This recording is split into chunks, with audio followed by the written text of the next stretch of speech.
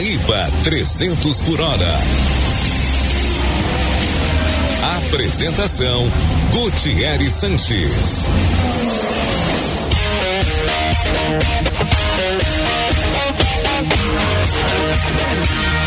Olá, muito boa tarde, agora 3h07.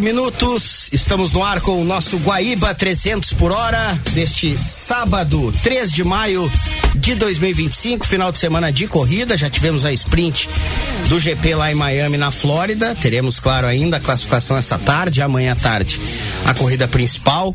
Muita coisa aconteceu na chuvosa Miami e a gente convida você para vir conosco até às 4 da tarde através do nosso WhatsApp no 51993887532, 51993887532, programa ao vivo pra gente repercutir essa corrida sprint, mas também, claro, falar de tudo que envolve o mundo da Fórmula 1, do automobilismo. É final de semana também de estreia da Stock Car, do início da temporada. Teve Fórmula E, Superbike. Fórmula E não teve. Eu sei porque eu tava assistindo hoje, aguardando o que interessa. Mas em Mônaco, é verdade. Tudo isso e muito mais. Estão gastando a pista pra Fórmula 1. Tudo isso e muito mais aqui no nosso Guaíba 300 por hora. Você já ouviu Bernardo Berch. Tudo sempre bem, Bernardo? Metendo, né? Grande abraço, seja bem-vindo.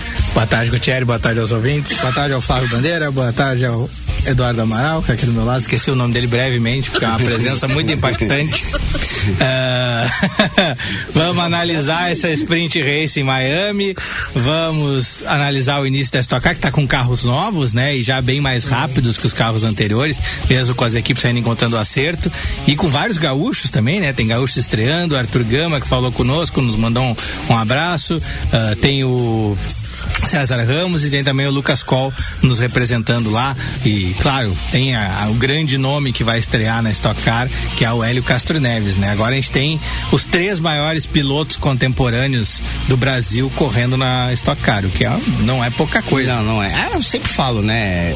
Tem muita categoria legal mundo afora. Eu sei que o Flávio é um que gosta bastante de categorias, né, de outros lugares, não somente aquelas principais, e a nossa é uma das principais. Nacional, assim, campeonato nacional de estoque é uma das principais.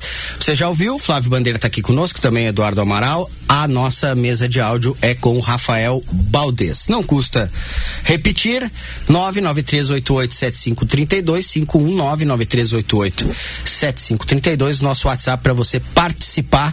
Gostou da sprint? Chuvosa, cheio de contratempos, dá pra se dizer assim, que deixaram até com uma certa emoção a corrida, que ainda demorou um pouquinho para largar, justamente por causa da chuva lá na Flórida, mas de qualquer jeito uma corrida bem interessante. Também estamos no @Guaíba Esporte, seja no Instagram, seja no Twitter, Berbesh com CHT no final, o Instagram do Bernardo, o meu @Gut Sanches, também o blog Pit Lane no site do Correio do Povo. Tá todo mundo convidado para participar do 300. Flávio, a gente tava conversando antes, fora do ar, sobre um pouco de sorte do Norris, mas não foi uma vitória, mas também uma Ferrari acertando a estratégia, né? Trazer um resumo rapidinho do que foi a corrida, e daí o Flávio já me ajuda, inclusive nesse resumo. Logo na largada teve o Piastri, né, dando um chega pra lá nas crianças, né? Separou os mais adultos dos ainda estudantes do ensino médio. Brincadeiras à parte, Antonelli com méritos largou em primeiro na sprint, mas na primeira curva ali já tomou um chega pra lá, caiu pra quarto, e a partir disso a corrida foi se desenhando de uma maneira meio monótona, até que começou a secar um pouquinho, né, a pista, e aí era aquela coisa, troca ou não troca? Dá tempo? Acho que eram 11, 12, pode me ajudar, 12 Flávio? voltas. 12, né? 12 voltas. Umas 12 voltas ali, pela 14ª o Hamilton tava trocando, e depois todo mundo já tava trocando. O Hamilton começou a subir, todo mundo começou a ir trocar. O Piastri, que era o líder, troca com o Norris em segundo. No entanto, quando o Norris vai logo em seguida trocar os seus pneus, botar o pneu seco, alguns botando soft, outros médio, enfim, quando ele vai fazer a sua troca, Tem a batida do Lawson no Alonso, e aí, pela regra, ele liderando ainda, mantém a posição de líder. Ou seja, se tudo ocorresse normal, o Norris saísse dos boxes e tudo mais, voltaria para a segunda posição. É que na verdade não é que ele mantém a posição de líder, é que todo mundo anda mais devagar. Ele é líder, exatamente. O Piastri não buscou ele. Como todo mundo reduz a velocidade, não deu chegou tempo nele. De fazer o ele pit, sai e sai na frente. E voltar exatamente. Na frente. Aí teve se sorte. Ele continuasse com o pneu errado, provavelmente ele seria atropelado pelo pelotão. Só que no fim também não teve mais relargada, então daria no mesmo, né? Enfim, teve um pouco de sorte sim ali da bandeira amarela, mas dito isso, agora sim, né, Flávio? Tivemos uma corrida interessante, até uma sprint interessante. Verdade. Primeiramente, boa tarde, Guti, Bernardo, Amaral. Acabou que, né, a sprint que a gente tanto critica, e eu também sou desses, assim, que, né, não é muito fã da corrida curta, enfim, acabou saindo um espetáculo bacana, assim, uma corrida bem legal. A sprint só serve se ela for assim. Tinha que molhar a pista artificialmente. Não, ela tem que ser um cenário diferente da corrida. Se ela tiver o mesmo cenário da corrida, a gente só tem uma prévia do que vai acontecer e tira elementos da corrida. Sem parada, porque se com ela sendo totalmente diferente, como foi assim, aí ela tem alguma coisa a acrescentar. E aí, toda, entre aspas, confusão, eu digo, a dose de emoção começou, como bem o Guti falou, ali pela 11ª, 12ª volta, quando o Tsunoda é o primeiro a parar, e ali ele foi, digamos assim, o ponto de referência para ver se o pneu, né, pra pista seca ali naquele momento funcionava, e funcionou, tanto que ele chega a fazer a volta mais rápida, e o Hamilton já na sequência, quando né, tinha ainda aquela dúvida se era a opção certa a fazer ou não. Hamilton estava em oitavo a essa altura, né? Ele foi parar. Ele estava em 6º, 7º, mas sendo atacado já pelo Albon, né? Ele ia ser ultrapassado pelo Albon. E aí ele faz essa jogada arriscada até para aquele momento, mas depois se viu que foi muito acertada, e aí ele ainda é beneficiado com a questão, né, do toque do Max no Antonelli, uma pataquada tremenda do box, que aí rendeu uma punição de 10 segundos pro Max pós-corrida, tanto que ele termina atrás do Bortoleto, inclusive, e aí nisso o Hamilton já voltando pra pista, já no caso na pista, pega o Max já com a asa quebrada, enfim, acabou sendo presa fácil e conseguiu a terceira teve posição. Esse incidente também, né? O Max bateu no Russell, né? Não, no Antonelli. No Antonelli. Saiu do box, foi saída insegura do box. Mas unsafety release. É uma dúvida, o Flávio, eu vou falar para vocês, para os ouvintes, eu não consegui acompanhar a corrida, mas estava acompanhando pelos comentários que o Flávio fazia, e eu fiquei na dúvida, a questão em relação ao Max ter largado fora de posição, como é que ficou? Ficou por isso mesmo? Não, ficou por... não, é que ele tava com uma... Dizem, né? Que ele tava com uma partezinha do pneu sobre a... Não, é que assim, a gente sabe que na Fórmula 1 existe uma categoria, existe um regulamento para os pilotos e existe um regulamento para o Max Verstappen. Não, ali pelo menos é inegável. Pra mim, assim, tentando deixar todo o clubismo, entre aspas, de lado, a torcida, enfim, seja lá o que for, ali pelo menos pra mim a imagem, ela foi clara de que ele tava fora da posição. Eu não entendi porque eles notaram a irregularidade e disseram que não iam punir. Pra que punir esse menino, né? Rapaz, ficou começando agora. Mas aí no fim das contas ele acabou, né, digamos assim, pros místicos, né, o universo acabou punindo ele com, né, parece quando a gente jogava futebol, que a gente na rua que dizia, pênalti roubado não entra, né? Fazia o pênalti. Agora eu queria... Mas depois ele bateu e aí foi, né? E aí a gente tem que ver a decisão muito boa do Hamilton, que sempre é bom nesse tipo de decisão, só que a diferença tu vê quando a equipe... Isso que a gente costuma ver a Ferrari fazer pataquada, mas a Ferrari é muito de quando o piloto toma uma decisão, e é isso que a gente criticava muito no Sainz e no Leclerc, a Ferrari, vamos, é isso, prepara, o cara mandou, a gente vai, e a gente vai para a operacionalização completamente atrapalhada da Aston Martin, que o Fernando Alonso pediu por 2 voltas para entrar, numa das voltas ele tava o Stroll lá, mas mesmo assim eles podiam ter feito o pit stop com os dois, porque tinha uma diferença. E na outra volta eles pediram para ficar mais uma fora porque eles não estavam prontos. E nisso o Alonso perdeu a janela e aí se envolveu na pataquada com o Lawson, que é uma barbeiragem. Eu ainda não. Eu tô prestando atenção aqui na FIA para ver se a FIA vai fazer alguma coisa, porque eu acho absurdo não ter a punição. Tem que dar a punição no grid, porque ele deu no meio. O Alonso tá com 2/3 do carro na frente. Ele tá com o carro fora da pista e ele volta pra pista pra bater no Alonso. O Antonelli também tava louco com aquilo. Se for VAR, é aquele VAR que só não dão pro Grêmio do ano passado, né, Guerra? Pro Grêmio esse movimento ano. natural. Movimento natural. Agarrou a bola com a mão. Pro Grêmio do ano passado, pro Grêmio de 2023, pro Grêmio desse ano. No futebol, o nosso deu uma gravata no Alonso e um rapa por baixo e ainda não resolveram dar punição. Mas sobre a questão da equipe ouvir, era justamente o que o Hamilton estava sentindo falta nos últimos tempos de Mercedes, né? Que a equipe ouvisse o que ele dizia, o que ele pedia, tomasse decisão. E em contrapartida, a Ferrari estava sentindo falta de um piloto que tomasse decisão.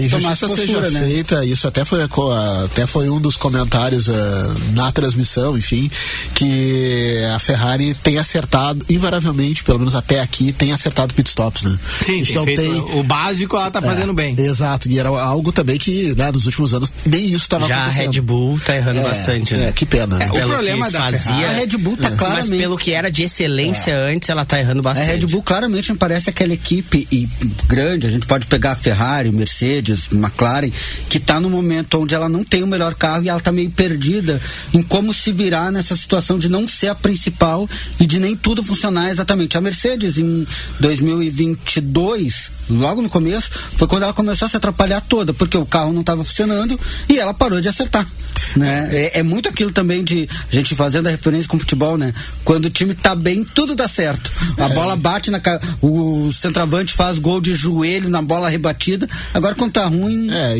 tudo é errado. E hoje a Red Bull dá pra se dizer que é um grande fim de feira, né? É um fim de feira total, assim, tu vê que é só o Max. Que é só o Max. E vai fazer mais uma referência. E até chamando a atenção, mais uma referência do Grêmio é o Soares e o resto do Grêmio. Nessa saída insegura, ele dá uma chamada nos mecânicos, que ele, como assim, gurizada? Foi bem assim, na tradução livre como assim? Como é que vocês fazem isso? Porque ele não... Não, o piloto não sabe, ele é guiado pelo mecânico da frente. Exato, ele confia na equipe naquele momento, né? E ali não tinha nem o que fazer, a não ser pedir desculpa pro Antonelli. O Antonelli, depois disso aí, foi informado que o Max foi punido, e ele, mas e o Piastri? Eu não quero saber do Max. Eu quero saber do Piastri, mas não. Mas a gente tá vendo um retrato muito claro na Ferrari de que operacionalmente tá melhor. O Hamilton é um cara que dá esse diferencial nas decisões, e é por isso os resultados do Hamilton esse ano, os dois que ele tem, e coincidentemente os dois de sprint race, são por decisões dele, uma na classificação, a outra em corrida, não pela performance, porque a performance não tá lá ainda. E a gente descobriu, realmente se confirmou, a gente tinha falado um pouco mais atrás, depois daquela desclassificação da Ferrari, que realmente o problema da Ferrari, eles tiveram que elevar o carro, e o carro mais alto não funciona, é muito desequilibrado. O Leclerc, que achou um acerto, que ele mesmo deu uma entrevista esse final de semana, dizendo que é extremamente desequilibrado o carro naquele acerto para andar rápido, que ele teve que reaprender a guiar. Eu acho que está espelhando meio que o acerto da Red Bull, do Verstappen, por isso que, né, tem semelhanças ali. E aí o Hamilton não foi por esse lado, porque ele achou que não ia dar para ele esse lado. E aí, numa corrida diferente, com um piso diferente, que também equilibra um pouco mais os acertos, aí ele conseguiu fazer alguma coisa.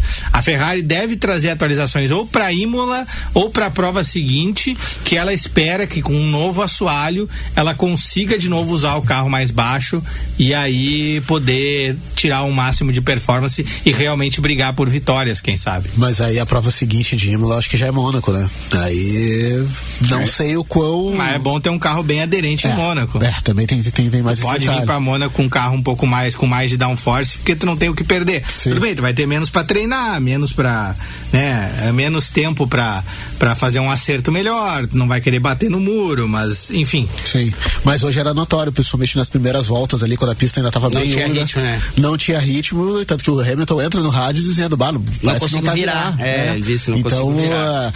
Hoje dá pra se dizer que as circunstâncias da prova foi que foi determinante para que o Hamilton conseguisse pódio. O Hamilton tá indo pelos atalhos, né? Porque a performance pela performance ele fatalmente seria superado pelo Albon ali. Que vamos destacar, né? Que é outro cara que tá usando bem a experiência aí, sim, tem muito menos recurso, absurdamente menos recurso, mas tá usando toda a experiência para fazer pontos essa temporada, o Lance Stroll.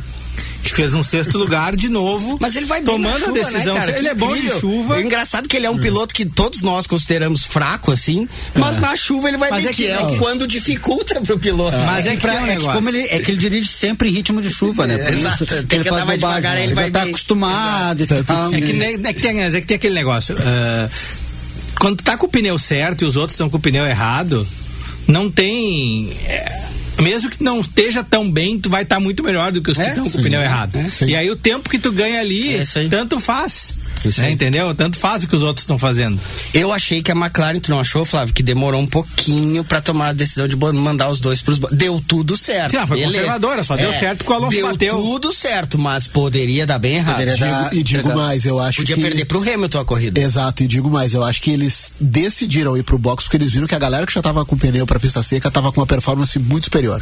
Muito superior, assim, já... Claro que é uma decisão difícil, mas os caras estão ali pra, né, pela experiência deles, tomarem essas decisões. É uma decisão difícil que uma equipe do tamanho da McLaren tem que ter gente competente pra de lutar pelo título. Tem que ter gente competente. É o que a gente não viu ano passado. Tomar decisões boas. E que eu acho que não vai ver, que a gente vai ter problemas ainda esse ano, tá? A McLaren ainda não aprendeu a ser campeã. É que a McLaren esse ano ela tá funcionando nos vacilos dos demais. Sim. Assim, ela tem uma vantagem boa. Os outros não têm margem. O carro funciona. O carro funciona em todos os lugares, mas a Red Bull não funcionava no passado. Não, acho que não foi no ano passado. A Red Bull ano passado não tinha o carro, mas daí todo mundo fez burrada e o Max estava fora de série. Mas não, a McLaren tem o carro melhor que todo mundo em tudo que é tipo de pista, e mesmo não sendo tão melhor, os outros têm alternado. Por exemplo, nessa corrida, a Mercedes ficou melhor que os outros. A Red Bull já não está com um acerto tão bom mesmo, o Max estando com um pacote aerodinâmico novo. A Ferrari ficou completamente perdida na classificação. Verdade, o Hamilton achou esse resultado na aposta do pneu. Então tu vai misturando, a McLaren tá ali. A margem e aí da não McLaren tá perdendo pontos. E ela não tá perdendo pontos. Ela mas ela continua muito à frente. A única coisa que a gente vai ter que ver na prova anterior, o Piastri fez mais pontos. Nessa, se o Norris fizer mais pontos, eles vão tirando ponto um do outro. Pode abrir um espaço pro Verstappen continuar ali pressionando até o final. O meu cenário para essa corrida é assim, para essa temporada. Eu acho que a McLaren ela tem que ganhar o campeonato, ou seja, os seus dois pilotos terem o título garantido, um dos dois, antes da última etapa. Se chegar na última etapa decidindo com alguém, que provavelmente vai ser o Verstappen, aí vai fazer muita diferença. Mas eu acho que principalmente se for o Norris. Isso que eu ia falar, se o disputante for o Norris, pior ainda. Mas é que tá, eu acho que a McLaren tem tudo para que isso aconteça, porque o carro tá bem superior e a gente não tá vendo a Red Bull evoluir. Muito pelo contrário. A gente tá vendo a Red Bull recuando, vindo cada vez mais para trás e perdendo gente também, às vezes, nos bastidores. Então eu vejo que a tendência é que o Piastri já chegue na última corrida campeão. Assim, já cravei que para mim vai ser o Piastri pelo campeão. desempenho hoje, né? É óbvio que a McLaren é favoritíssima ao título de pilotos e nem se fala de construtor. De construtor vem, é quase impossível. Principalmente de construtor. Eu já disse pra mim, agora, pode bater a Mercedes.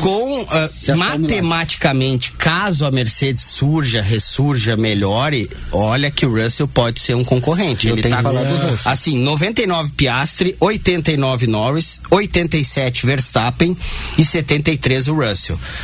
Isso ainda assim, com uma regularidade enorme, porque ainda não venceu o Russell. Não, o Russell é só daqui a pouco se começa a condicionar, dar condições para ele vencer, aí eu acho que ele pode muito bem lutar pelo título. Era para as duas Ferrari estar perto aí também, mas teve a desclassificação que eles perderam um caminhão de pontos ali, era para os dois estar ali nesse balaio, era para estar um campeonato muito apertado entre os 5, 6 primeiros. Mas acho 8 primeiros. Mas o Russell tem esse, a gente falamos isso em outro programa, que o Bernardo até não tava, que o Russell ele tem otimizado muito bem os resultados. É 2 e 3. Vai que uma hora o carro melhora. Ele não faz barulho nenhum. O Russell assim, ninguém fala dele a corrida inteira. Terceiro lugar. Vai que uma hora o carro dê condições pra ele vencer. Aí ele pode ter um detalhe, é um carro muito bom de guiar. É que tá faltando aquele a mais pra brigar com a McLaren, mas é um carro consistente. Não é um carro que nem o da Ferrari ou da Red Bull. Ou da própria Mercedes dos anos anteriores. Na verdade, a Red Bull e a Ferrari não é nem cada pista. É cada parte da corrida o carro tá diferente. Às vezes troca o pneu, estraga, às vezes troca o pneu, conserta, e tipo, o Verstappen teve uma corrida aí que ele perdeu porque o pneu duro, a última, ele perdeu porque o pneu duro não existia. Ele botou o pneu duro, o carro acabou. Se ele tivesse um carro funcionando um pouquinho melhor o pneu duro, ele tava na briga. Mas vale sim essa consideração que a gente tá falando sobre a Mercedes, porque de fato é quem também tá otimizando pontos, né? Em Jeddah, a gente comentou aqui que o Russell flertou com a pole position. Exato. Ele teve muito perto de conseguir a pole. Agora o Antonelli fez a pole na sprint. E hoje eles fizeram uma corrida bem consistente. Enfim, né? Estavam os dois juntos ali o tempo todo, enfim, com o Russell. O Antonelli, por exemplo, não perdeu ou não disputou a vitória por falta de ritmo. Foi pela largada e a curva ali que ele rateou. E eu hoje vejo a Mercedes como talvez a equipe que está mais possível de evoluir ao ponto de talvez incomodar a McLaren. Eu acho a mais sóbria pra isso. Só que pra isso, assim, pra ela poder incomodar, a McLaren vai ter que fazer muita bobagem, porque eu não vejo isso acontecer antes do meio da temporada. A Mercedes tem tudo pra brigar com a McLaren, ela só não tem uns 2 décimos de segundo. O problema é que nesse regulamento a gente já viu, quando tu vai tentar botar downforce pra ganhar esses 2 décimos, tu corre o risco de esculhambar o equilíbrio do carro. Sim. Que é mais ou menos o que a Ferrari fez. A Ferrari estava com o carro ajeitadinho do ano passado, ela buscou um pouquinho mais de performance para esse ano e claramente perdeu o equilíbrio do carro. O carro não encaixa como ela precisava. E a própria Mercedes, vamos lembrar de novo, a própria Mercedes demorou para achar um carro guiável. Sim, é o primeiro carro guiável da Mercedes. Os anos anteriores era bem isso. Isso que está acontecendo hoje com a Red Bull e com a Ferrari foi o que aconteceu com a Mercedes nos anos anteriores. Era uma equipe que daqui a pouco achava uma corrida, correndo atrás do próprio rabo. Fazia uma baita volta no Brasil, aquela vitória do Russell, mas depois o resto da temporada não conseguia achar o carro. Mas tu não acha que tá mais consistente esse ano? A Mercedes, o problema é o desempenho, mas a consistência ela tá. A Mercedes achou um carro guiável agora. De novo que o Bernardo acabou de falar, falta esses 2 décimos. Só que é que tá, eu acho que depois de apanhar tanto, ela hoje é quem tem mais condições de talvez chegar, porque tá otimizando bem os resultados. Não pro campeonato de construtores, para esse eu acho que não. Agora, para um campeonato de pilotos, sim, porque eu vejo no Norris um piloto que não é um piloto para ser campeão, embora seja mais rápido que o Piastri, e o Piastri me parece um piloto que tem um pouco mais de sede, vocação para ser campeão do que propriamente o Norris. Até uma frieza no bom sentido, não aquela frieza indiferente, mas uma frieza pra mim, o ponto é como é que ele divide curva com o Verstappen. A responsabilidade, começa exatamente. por aí, como é que tu divide curva com o Verstappen? Tanto o Russell quanto o Piastri dividem a curva com o Verstappen sem medo. Como tu te enxerga, né? Agora, olha como é que o Norris se coloca do lado do Verstappen. Ele praticamente abre. Eu acho que ele fica constrangido se ganhar do Verstappen. Nunca. É um negócio impressionante. É ídolo, né? Mas aí é difícil. O Norris idolatra muito o Verstappen. Mas daí larga o volante, pega um. Eu acho que na verdade é mais que né? Parece aquele guri que quer ser amigo do popular, do guri que joga mais e fica na volta ali na escola, né? Aí ele fica lá, ei, olha. E o cara nem olha, assim, tipo, tá. Antes da gente ir pro nosso intervalo, trazer algumas participações, 99388-7532. Boa tarde, na audiência sempre.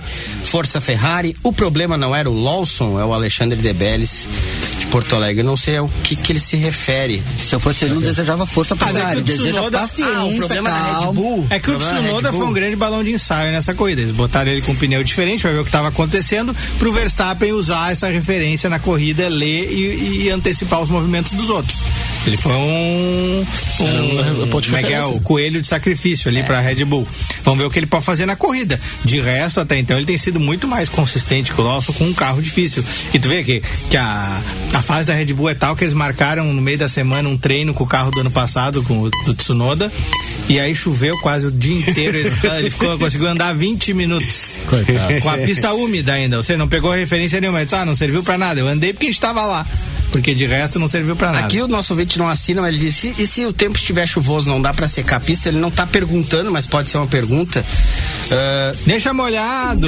Na verdade não, tem condições ou não. Na Índia eles têm os turbinas de helicóptero na caminhonete que seca a pista mais rápido. Um ventiladorzão secando, mas tem até o caimento pra ajudar um pouco nos ovais. É tudo feito pra isso, porque não corre com chuva. Olá, amigo dos 300, até quando vai essa vergonha da Fórmula 1 não usar os pneus de chuva? Grande abraço a todos. Melhor não usar. A Pirelli fez um pneu novo, testaram e continua ruim. É que assim, não é somente o quanto o carro para em cima ele da superaquece. pista. O pneu, o pneu de chuva da Pirelli, ele superaquece muito rápido. Mas eles reclamam muito de visibilidade também. Mas não serve pra nada, entendeu? O pneu exato. Quando ele é gasto de borracha, só isso. Quando ele gruda, já é hora de botar o outro pneu, então ele não serve pra nada. Foi um gasto de borracha total, um atentado ao meio ambiente, porque esse pneu nunca serviu pra nada, né? A Pirelli nunca O pneu de chuva da Pirelli é ruim desde sempre.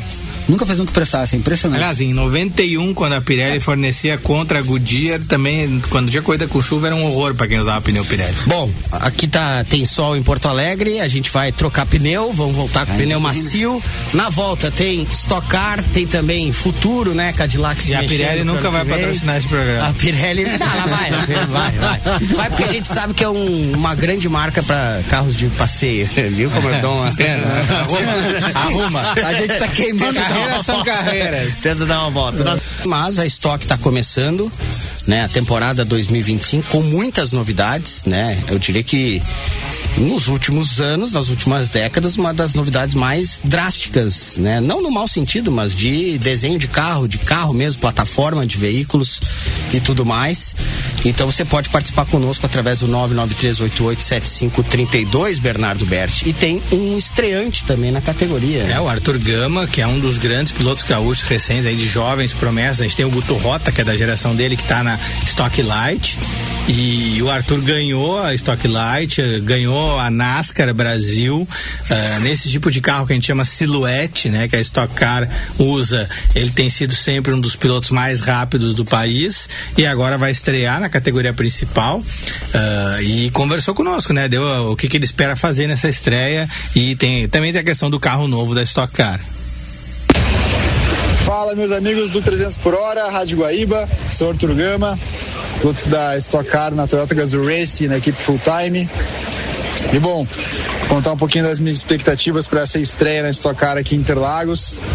Tô louco para andar num carro novo, ver como é que vai funcionar o turbo, que é uma coisa que eu não tenho tanta convivência nos carros que eu já guiei. Mas estou muito feliz por estar aqui, muito realizado. Sempre foi meu sonho chegar na Stock Pro Series, no trabalho da minha carreira inteira. E eu tô com dois baites professores do meu lado. Um é o Rubinho Barrichello e o outro é o João Paulo de Oliveira, um cara que está extremamente consolidado também no automobilismo do Japão. E o Rubinho, nem preciso falar, né? Eu acho que todo mundo conhece. Mas estou muito feliz, claro.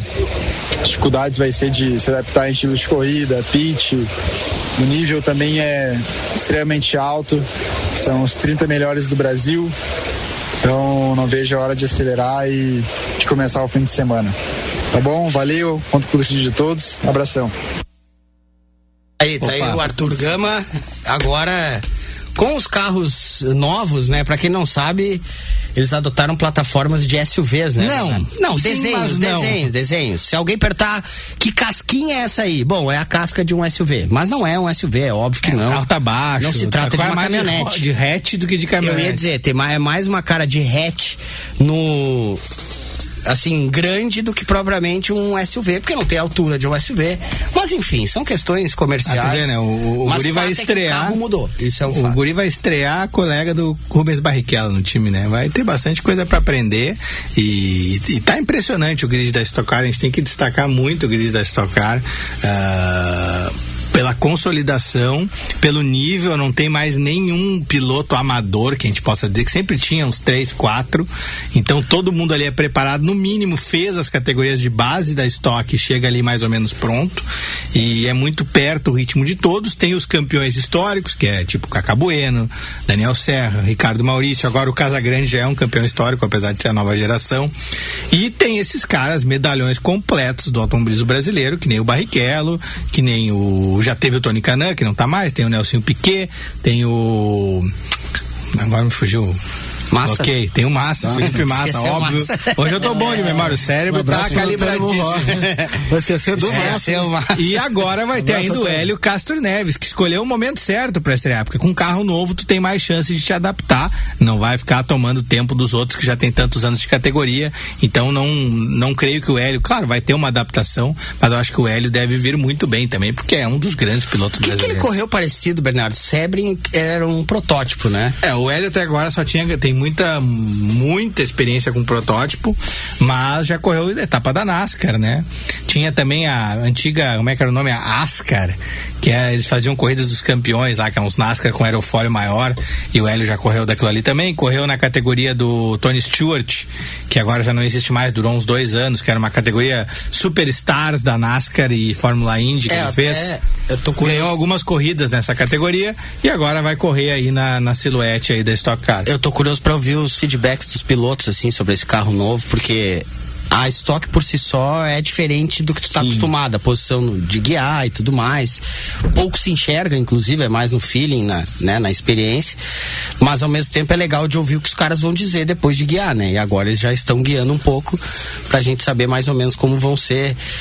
Enfim, o sentimento deles com o carro, e do próprio Hélio também, né? Porque o Hélio é uma experiência nova, mas é muito forte a nossa categoria da Stock Car e esperamos ter uma grande temporada, né? Nessa temporada de 2025, tem corrida amanhã meio-dia em Interlagos e abertura. Lembrando que, salvo engano, agora não tenho o calendário aqui aberto, a etapa do Velopark é daqui a um mês. Né? Sim, vai ter a etapa do Velopark. Daqui a um mês. E tem uma segunda etapa que pode ser no Rio Grande do Sul, não está confirmada ainda.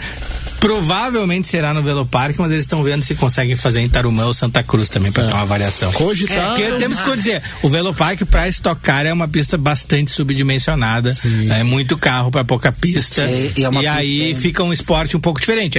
Tem entretenimento, Tarumã, sinceramente. Mas eu também acho que eu não sei se é conservadorismo, assim, mas eu queria ver a nossa maior categoria no nosso templo. Há 2 anos atrás estava correndo. Onde tudo exato, um templo. É um templo.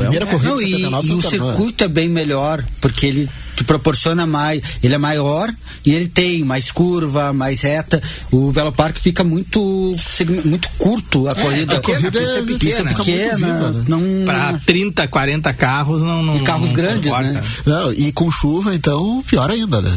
Eu já encarei a Stock com chuva no Velopark e chega a ser perigoso em determinados momentos. Então, enfim, né? Hoje é o nosso se a gente fala de visibilidade, imagina tu dentro. No ano passado, o Flávio e eu, a gente conseguiu participar daquela volta no carro de estoque Foi no ano passado, né, que a gente... Tá, mas foi tu que deu a volta, eu não cheguei a dar a volta. Você não chegou a dar a volta, né? Não, a gente deu uma volta com... Só podia um e o Amaral saltou pra volta. Como é que ficou a fralda do Amaral depois? Eu tava... Ele voltou mais faceiro que pito no lixo. Tremia as pernas, mas tá tudo certo. E aí tu vê de dentro do carro... Quem te deu a volta? Agora não vou lembrar. Tu tava num dos carros da... É que estavam vários. Uma vez que eu dei volta foi com o Ricardo Maurício. Eu não vou lembrar, mas eu acho que era Quem? Um dos carros da Shell. Era. Eu me lembro que era um carro amarelo. Pode ser do Ricardo Zonta, então. Pode ou ser. Batista. Foi uma experiência bem marcante mesmo, hein? Mas assim... deu uma amnésia no rapaz. A volta foi muito... E aí te assustou muito. E aí a prova de como é curta, porque a volta foi muito rápida. Foi muito rápida. Um trauma. 12 dias sem ir no banheiro. Que foi a semana passada a primeira. É menos de 1 minuto a volta, né? Não, foi...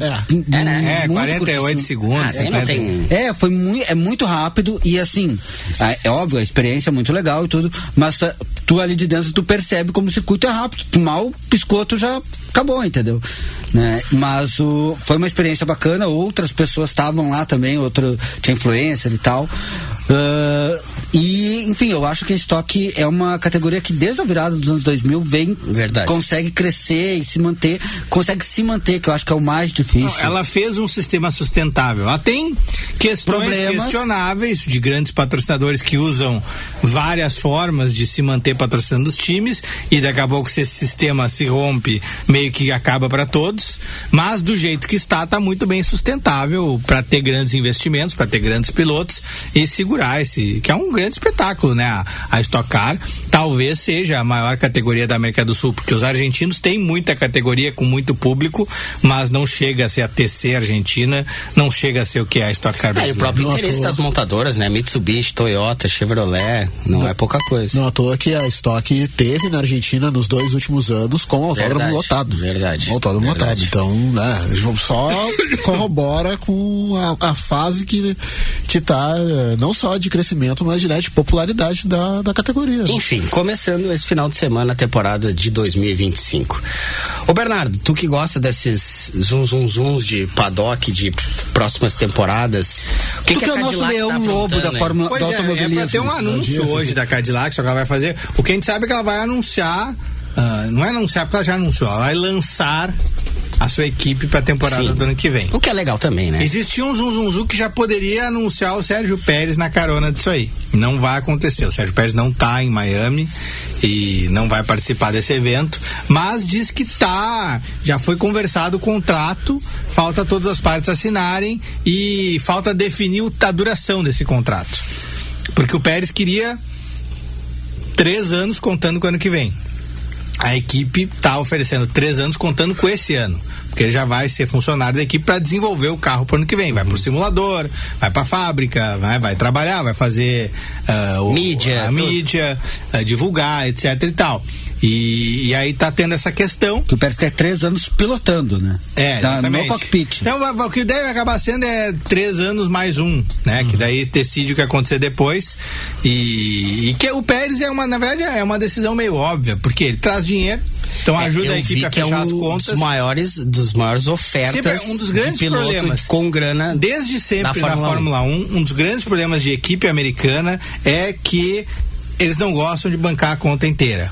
A Ford se ficou descrente com o projeto da Jaguar porque era muito dinheiro para botar todo ano. Então o que sempre acontece é que os acionistas lá, que tem muito poder sobre as empresas americanas, sempre dizem: não, você gosta de Fórmula 1 aí pra gente não ganhar, vocês cortem as asinhas. E Fórmula 1 tem que ter uma dinâmica, né, de investimento, que senão tu não chega lá. Então, se tem alguém para pagar um pedaço da conta, já facilita. E não adianta. Se esse alguém já ganhou corrida, é bom de marketing com o público dele. Traz dinheiro. Que interessa a Ford, né? Que é o do México. E ainda é um cara que já ganhou corrida, que tem currículo, um cara experiente, e que, tirando os últimos 2 anos, sempre foi um bom piloto. É que os últimos 2 anos ele foi abduzido e botaram outro no lugar, né? Os últimos 2 anos é um problema, e uma coisa até, eu acho que o Pérez é um piloto que não poderia sair do jeito que saiu. Ele não é um piloto com aquela imagem, ficou uma imagem dele ser horroroso, ele não é. Ele é um piloto muito razoável, muito até ele bom. Tinha que ter saído da Red Bull. É que a Red Bull. O problema dele foi ficar na Red Bull. Exato, o problema era a Red Bull. Vamos ver qual é o multimarco, enfim, todos os problemas da Red Bull que a gente sabe que é uma equipe complexa para a maioria dos pilotos mesmo.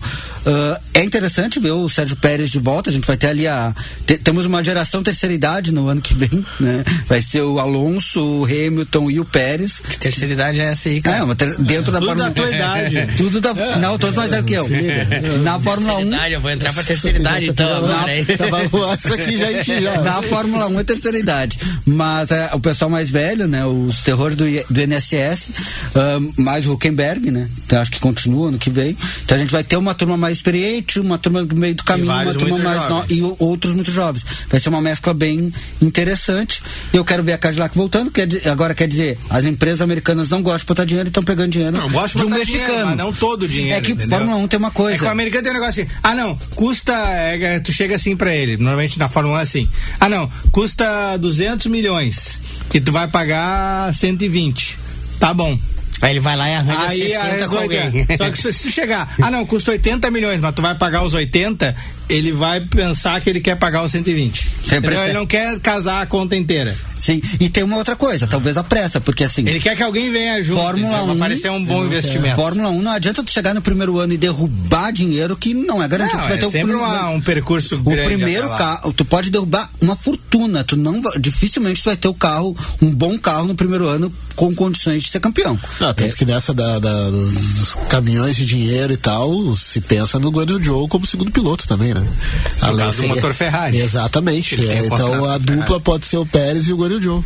Mas o que eles estão fazendo um esforço para ter um piloto americano, que seria o Colton Herta ou o Kyle Kirkwood, ou não sei. Daí seria mais difícil achar um outro com pontos na carteira. Qual seria o teu preferido? O melhor que poderia voltar imediatamente é o Alex Rossi. O Alex Rossi é muito melhor que os outros dois, mas, né, tá meio assim, já tá meio velho. Que idade tá o Rossi? Ele tá com uns 36. Não ia iniciar. Mas ele já andou na Fórmula 1. Seria um então retorno. Ele tem experiência e é um cara muito bom, entendeu? Enfim. Mas, né, querem trazer uma jovem promessa, alguém um pouco mais... A última jovem promessa que eu me lembro, talvez não tenha sido a última norte-americana, era o Speed, né? Mas ele nem era tão jovem também, nem era tão promessa. Nem era promessa. É só Speed no nome. Que fazia a alegria do A Galvão, única né? promessa era o Speed. Ele era maravilhoso. Fazia a alegria. Maravilhoso. Pra gente rir, né? Mas, enfim, é um projeto interessante da Cadillac. Ela nos deu uma dica de que o regulamento de motor deve mudar mesmo em 2029, porque ela fez um compromisso com a FIA de entrar com um novo motor só em 29, quando já vai ter um regulamento com 3 anos, e todo mundo acha a promessa inicial era 28, quer dizer que ela está esperando esse pulo aí, que deve ter alguma troca já de regulamento no meio do caminho. E, bom, é sempre bom ter mais possibilidade de ter pilotos e uma diversidade maior na Fórmula 1. Vamos acompanhar com muita atenção essa questão da Cadillac, e tem uma chance mínima, como sempre nesse caso, de sobrar uma vaga pro Felipe Drogovic, que corre com a Cadillac no Endurance, mas essa aí é uma mínima do mínimo do mínimo do mínimo. Sim, mas o bom, acho que de tudo isso é que, né, 22 carros, né, dá uma... Sim, a gente vai ter um gridzinho mais saudável. Sim, não, 22 carros e os 22 foram bons pilotos, né, porque eu sou um pouco reacionário nesse aspecto. Eu acho que se é pra ter... tem piloto. Nesse caso tem. Tudo tá se dizendo pra ter. Agora, se é pra ter 22 carros e 3, 4 ali que só fazem bobagem, eu prefiro ter 20. Não, mas é igual, tipo, acho que hoje o grid... A média é muito boa. Uma média muito boa. E tem piloto sobrando, é que tá. Tem o Bottas, tem o Pérez, quem mais tá sobrando agora? O Joe também. Drogovic, o Guan Yu Zhou, o próprio... Quem já sobrou em anos anteriores, que agora tá em outras categorias. Tem muita gente da Fórmula 2 com qualidade. Vries, mas tem cara na Fórmula 2 com qualidade. Eu vi que o Joe é um dos que eles querem, também estão estudando. O Joe não foi mal, assim, não foi brilhante, mas nunca foi um piloto de brilhar por bobagem, né? Pode ser o laço. Aí o Romain Grosjean tá no desvio, o Kevin Magnussen, nenhum desses caras faz feio. O Gutierrez odeia todos eles, mas eles não são maus. Eu só acho que assim, odeia todos os brasileiros. É que eu acho assim, se tu não é um campeão, um super piloto, que dê lugar aos garotos. Se tu é o Alonso, o Hamilton, um Vettel, aí tudo bem. Huckenberg, esse já tá fazendo hora extra. Tem alergia a pódio e pontos na Fórmula 1. E tá fazendo hora extra há um tempo, né? É o grande piloto sem nada, né? O grande bom piloto que não consegue nada. Teve uma o Huckenberg tem o azar do Alonso um pouquinho mais. O Alonso é incrível. O azar do Alonso esse ano é um negócio inacreditável. Toda a corrida que ele teria feito um grande resultado deu algum zebu ou um erro grotesco da equipe, e aí desperdiçou uma boa chance num carro que é muito ruim. Quem falar que ele ter botado esse carro, mesmo com a ajuda do Verstappen do vácuo, botar esse carro da Aston Martin no Q3 é uma façanha, e é o pior carro do final de semana. A Sauber e a Aston Martin não é da temporada. Elas estão brigando. A Aston Martin tá pior que a Sauber nesse final de semana. É um carro horroroso. Cada final, elas estão numa disputa boa ali, tá uma briga todo final de semana, eles brigam pra ver quem fez o pior carro. E aí, em compensação, o Williams parece que tá realmente se reerguendo. O Williams tá um carro bem competente. Não, e tá se reerguendo. Eu acho bacana ver o Williams voltando. A Alpine tá oscilando muito, eu não consigo entender essa performance da Alpine, que é uma montanha-russa completa. A Alpine que até... E a Haas também. Até pra esse final de semana, ao longo da última semana, rolou aquele boato de que o Colapinto iria entrar em Imola. Ia entrar na Dudurra. Eu tentei não fazer a piada, mas tudo bem. E o Colapinto vai entrar em Imola. E aí não se sabe, né? A gente não citou aqui, né? O patrocínio forte da petroleira. A gente não parabenizou ainda o Max Verstappen, né? Que teve a filha ali, a Kelly Piquet. Pra mim é um mistério, eu ainda não sei que dia nasceu essa criança. Pelo meus cálculos seria 1º de maio. Só que o Max disse numa entrevista quando chegou em Miami que conseguiu passar alguns dias com a mãe e o bebê. Ou ele errou a conta e foi um dia só e o outro dia foi só com a mãe, mas foi com alguns dias, nasceu ainda no fim de abril. Ela vai escolher o dia de nascimento quando ela crescer. Porque seria uma certa ironia se nascesse 1º de maio, né? O neto do Nelson Piquet, no dia que morreu o Ayrton Senna. E filho do Verstappen, né? Do Verstappen. Mas enfim, não é como na família. Agora temos mais um papai no grid da Fórmula 1. O que eu acho que até são poucos, acho que é o Huckenberg e o Verstappen só. Não tem mais nenhum outro papai. Que tem alguns velhos, né? Não, o Alonso tem filho. O Hucken. Não tem o Magnussen que tinha saído. Magnussen, tá, eu tô pensando em Bottas não tem. Time dos papais só tem o Huckenberg. O Raikkonen tinha saiu. O Vettel, que tem 3, saiu. O Raikkonen tinha filhos muito abençoados no álcool, principalmente. O Raikkonen tem 2. Tem 2 e eu fico imaginando que a família do Raikkonen já deve estar pedindo pra ele voltar pra Fórmula 1, né? Porque o Rosberg tem filhos. Não, mas agora ele tá mais tranquilo. O Marcelo Botânico, Bernardo, pergunta se a Stock Car é muito diferente da NASCAR, se algum piloto conseguiria guiar na NASCAR. Não, sim, né? Em termos de... São carros completamente diferentes, mas em termos de estilo de carro, pesadão, tu senta no meio do carro em vez de sentar perto das rodas. Brutamonte, motor. Não, é uma questão de adaptação, é treinar um pouco e andar.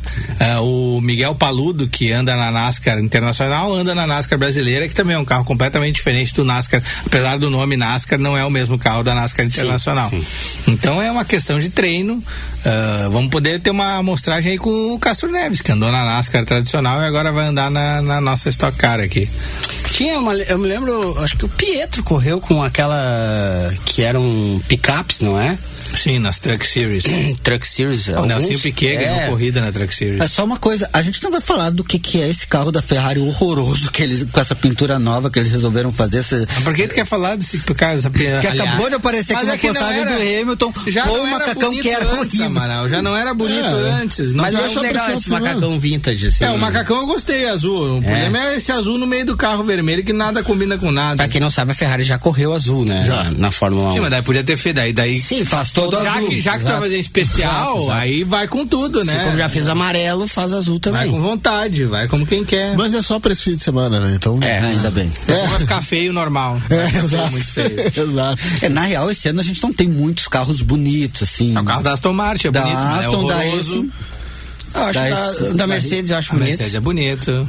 A Mercedes é o clássico. A McLaren vocês odeiam, eu gosto da McLaren. Não, só tu pra O Racing Bulls é lindo. O Racing Bulls é o mais bonito. É bonito. Só o Red Bull do Japão era bonito. Só passando rapidinho, esse final de semana, além da Stock Fórmula 1, é um fim de semana que tem muita corrida, né, gente?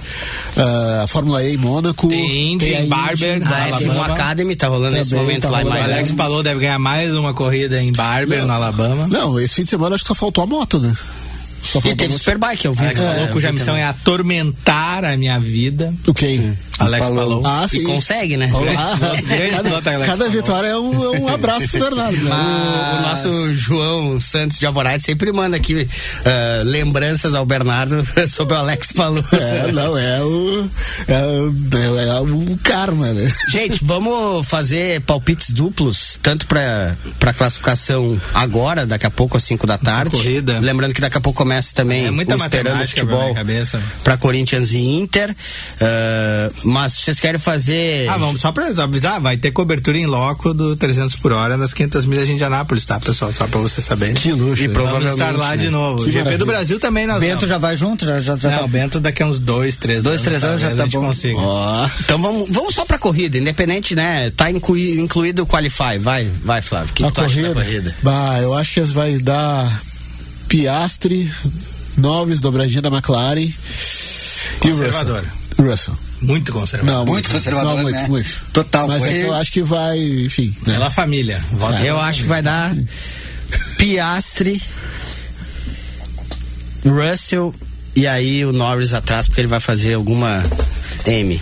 Acho que alguém vai ter que ir pra loucura em algum momento. A minha loucurinha vai ser... Tem Verstappen aí também, que ele sempre pode aprontar. Eu vou colocar Russell, mas vamos ter uma surpresa. Russell vencer com o Piastri e o Verstappen arrancando de novo pelas guampas um pódio. Eu vou de Piastri, Russell e Leclerc fechando o pódio. E o Norris batendo. E o Norris batendo em algum lugar. Leclerc ou Hamilton. Pelo menos colocar o carro na pista. Eu vou botar o Hamilton, então, pela torcida Hamilton. Eu acho que eu acho que uma na corrida, com box, com tudo, se uma Ferrari for pro pódio, vai ser o Leclerc. O Hamilton não tem. Só se for com chuva. Né? Eu não vi a previsão pra amanhã. Se for com chuva. Tem possibilidade de 20 com chuva, o Hamilton pode inventar alguma coisa. Agora tá aparecendo a F1 Academy. Tá nubladão, assim, tá seco, mas tá nublado. Vai depender de condições externas aí pro Hamilton poder brincar. Senhores, obrigado Flávio, obrigado Eduardo, valeu Bernardo Berti. A gente vai ficando por aqui no 300 por hora. Agora você fica com Esperando o Futebol pro jogo do Internacional contra o Corinthians em São Paulo. Comando do Paulo Nunes, estarei no jogo, volto logo mais, grande abraço.